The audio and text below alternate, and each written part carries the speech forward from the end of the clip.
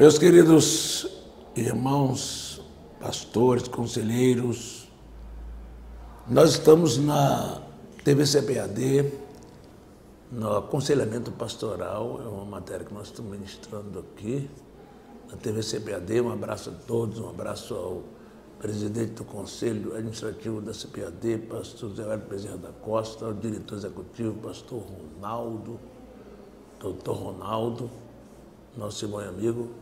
A todos um grande abraço que trabalham na Casa Publicadora, a Tucília Daniel da TVCPAD. Um abraço, minha gente. Nós estamos num processo já falando sobre aconselhamento e família. Nós estamos nesse capítulo agora de família. Falamos algumas coisas de anterior e hoje eu quero falar sobre preparação para o casamento, sobre os dramas da família atual. E agora eu quero começar um pouquinho sobre a criação de filhos, que esse é um desafio muito grande. As pessoas não aprendem isso antes de casar. Os pais não educam seus filhos para serem pais. A igreja geralmente não prepara o jovem para serem pais, nem sequer para ser marido. Nós precisamos muito melhorar isso. Nós, igreja, precisamos melhorar muito o treinamento dos jovens para que eles sejam maridos e esposas e para que eles sejam pais e mães. Essa educação, que certamente vai dar um tempo para a gente chegar lá, mas eu acho que pastores são educadores espirituais, educadores emocionais e educadores familiares. Os pastores são isso. E eu quero pensar em pastor como aconselhamento, mas nesse aspecto de prevenção. Porque depois que os filhos vão para as drogas, aí já é um processo muito mais complexo. Depois que o filho vai para um mundão desviado, porque nós não fizemos o nosso papel. E eu quero lembrar a você hoje, como pai, como educador, como pastor que nós somos, que a criação de filhos vai ser o principal formador da personalidade do seu filho, é o meio ambiente que ele foi criado. Existem famílias que hoje, por exemplo, na cidade de Salvador, no nosso estado da Bahia, 30% das famílias existem sem um dos pais. A maioria é maternal, né? Só tem a mãe e não tem pai. E algumas são criadas pelos pais. Ou seja, 30% não tem um casal. Tudo isso é muito implicador, porque, claro, que a sociedade moderna vai se adaptando a outras realidades, que não é a realidade histórica, né? A realidade histórica é pai, mãe e filhos. Mas a sociedade está tentando se adaptar. Agora, Deus fez pai, mãe e filhos, cada um com um propósito, cada um com finalidade. E a questão de criar filhos é uma coisa que a igreja precisa se preparar, porque nunca tivemos crianças enfrentando tantas batalhas, crianças, como agora, por todo lado. E os pais estão despreparados para ter um filho, na verdade. Nasce a criança e ele pensa, e agora? Faço o que disso? Dessa pessoinha maravilhosa que nasceu. É uma questão bastante interessante, que os pais precisam ser treinados previamente, antes que o filho nasça. Além de um preparo, que eu disse aqui, isso é um curso para noivos, as igrejas maiores precisam montar um curso para pais. E a igreja menor pode ter um casal de aconselhamento para as mulheres que estão grávidas na igreja. Chama as grávidas e os maridos e dá uma orientação, que é uma orientação que precisa ler muito sobre o desenvolvimento da criança, ler muito sobre os meses, o período que a criança está intrauterino, que você está no útero. É o período importante, começa a formação da personalidade da criança, não começa quando nasce. A ideia de tábula rasa, que foi desenvolvida há muito tempo atrás, caiu por terra. Já se sabe hoje que a criança no ventre da mãe já tem muitos reflexos, primeiro do carinho da mãe, ou do pai, muito mais da mãe, já tem influência sobre o que passa, os conflitos em casa, ela pode já nascer com tendência depressiva por causa de um clima muito hostil que a mãe viveu na gravidez. Mas também já pode ouvir música no ventre e se acalmar, e pode até desenvolver uma inteligência musical no ventre da mãe, já começar a desenvolver. Então é uma coisa muito fantástica que Deus fez, maravilhoso, uma gravidez é uma coisa maravilhosa. Mas as mães não sabem o que passa na sua criança durante a gravidez, não sei ouvir no seu médico, principalmente de coisas físicas. É preciso que as mães entendam que os filhos no ventre já estão desenvolvendo parte, claro, mínima da sua personalidade, mas sim essa criação. Então é necessário que os pais estejam treinados para o nascimento da criança. Porque é um processo de desenvolvimento. Freud gostaria de dizer que tinha uma fase anal, a fase oral, quando a criança tem um prazer, a alegria de mamar, uma fase oral quando a criança descobre o que ele está colocando fora, e outras fases que vão... Cada teórico do desenvolvimento vai falar de fases, não é? Quando fala sobre as crises da existência das pessoas, e outros teóricos vão falar da forma que as pessoas crescem e como se da adaptação, assimilação ao meio social.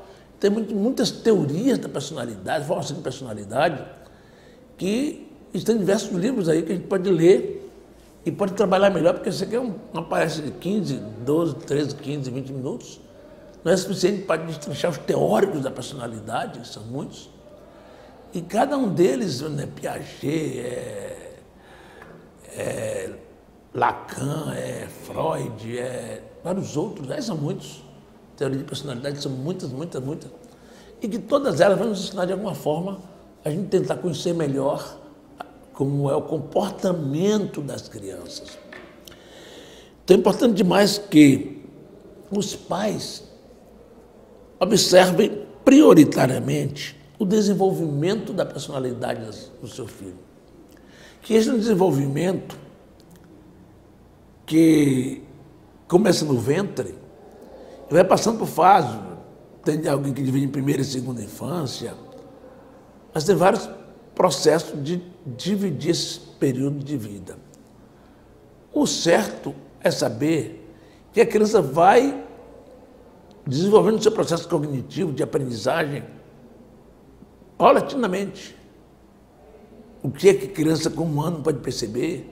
O que é que uma criança com 10 anos pode perceber? Tudo isso, essa percepção vai ser desenvolvida. O cérebro já vem formado, mas a questão da completude do cérebro vai indo com a questão dos neurônios, a questão da formação, da capacidade de ver, ouvir, falar, andar, se mover. Então, tudo é um processo que tem tempo para tudo na vida da criança.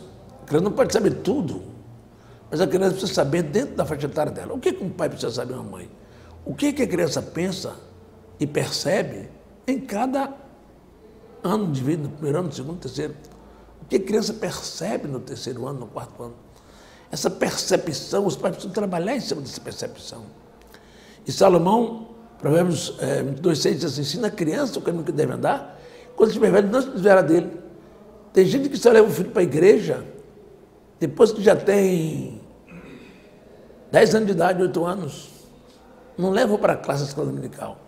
Então, o que eu quero lembrar você, hoje, como pastor, é o trabalho que a gente tem que fazer com os pais, capacitando-os para a luz da Bíblia. A Bíblia diz tantos textos, a Bíblia fala sobre disciplina, sobre limites, sobre ensinar, sobre o pai não espancar seu filho. A Bíblia orienta muita coisa sobre como criar os filhos. Obviamente que existem muitos livros nossos, evangélicos, cristãos, muitos, que podem ser lidos pelos pais, para procurar um livro. Vá na CPAD, procura um livro lá. CPAD tem livro da própria CPAD, tem de outras editoras, que pode ajudar você a ser um melhor pai e melhor mãe. Então a mãe precisa aprender, desde a coisa física, como amamentar, como cuidar fisicamente, como entender como sente uma criança de 3 meses, de 6 meses, que vai mudando, né? A maneira de perceber e de sentir. Então, os pais precisam ser muito bem formados. Eu acho que o pastor, se tiver alguém psicólogo na igreja, chama para te ajudar, para orientar os pais, porque a gente quer criar. A igreja é integral. A igreja vai criar vai fazer um trabalho para que os filhos também sejam crentes amanhã, para que a família toda esteja na igreja. E nós, como pastores, temos um papel importante. Às vezes, nós nunca paramos para ensinar os pais a cuidar dos seus filhos. Quantas vezes a gente para fazer uma palestra para casais recém-casados?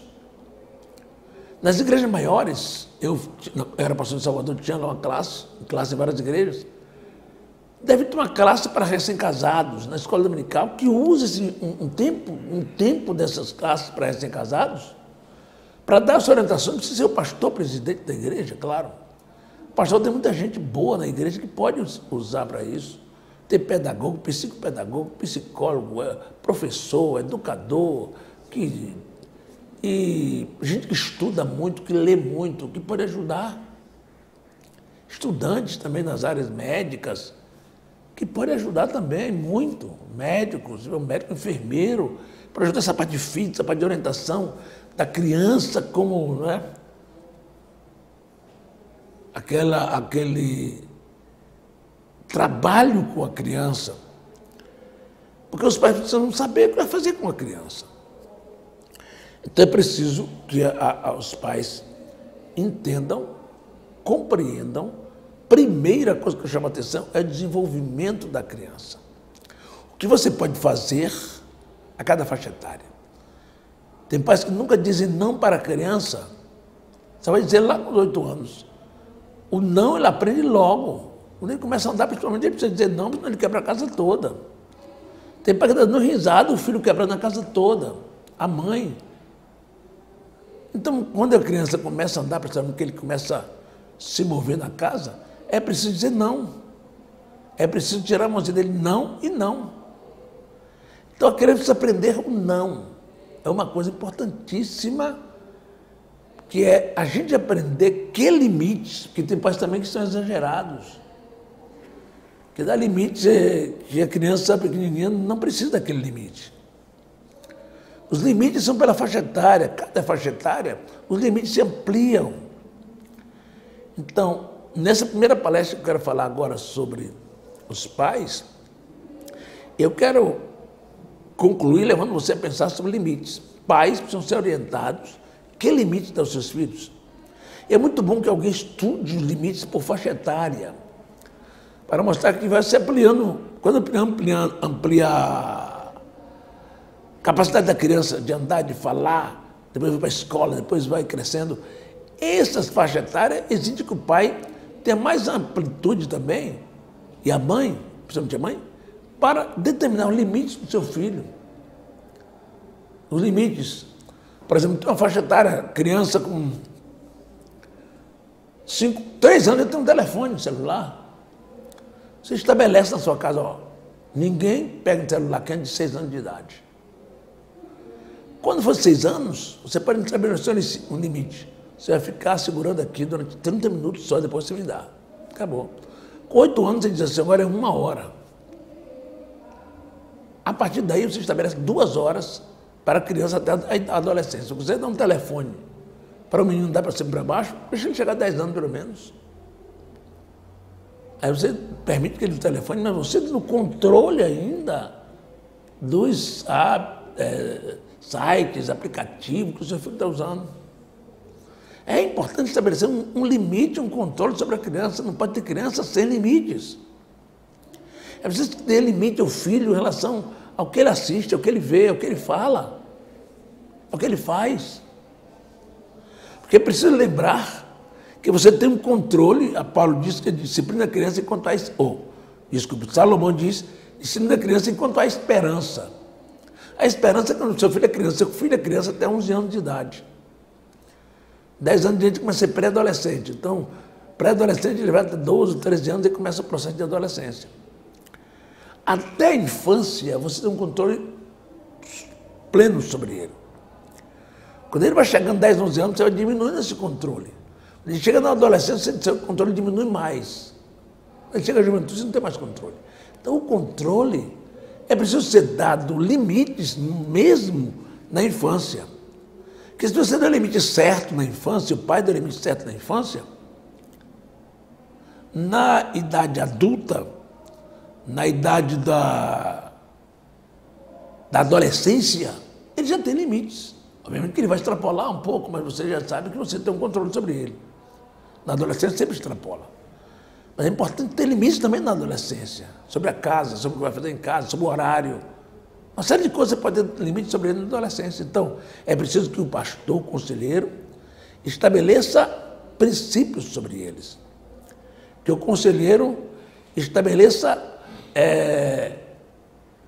sabedoria sobre eles. Estabeleça princípios da tua casa. Minha casa é assim, nossa família é assim. Os filhos estão aprendendo como funciona a sua família. Agora é preciso você lembrar, se sua família foi desmantelada, você não adianta dar limite, você não tem exemplo para dar, você não tem como dar limite ao seu filho. Então é preciso que se estabeleça limites na família. E pai e mãe também têm os seus limites. Crianças precisam de limites. E quem orienta sobre isso? Quem orienta sobre isso são os pais. Os pais são limitadores dos seus filhos. Os pais precisam cuidar dos seus filhos e dar limites para eles, para que Deus os abençoe. Conselheiros, vamos trabalhar, vamos cuidar disso, vamos fazer palestra para pais, treinando-os. Eu ainda tenho outra palestra sobre criação de filhos, que ainda vou preparar para você, mas eu quero que os pastores estejam treinados, treinando gente para cuidar de pais, ensinar os pais a cuidar dos seus filhos. Deus vai te abençoar rico e poderosamente. Amém?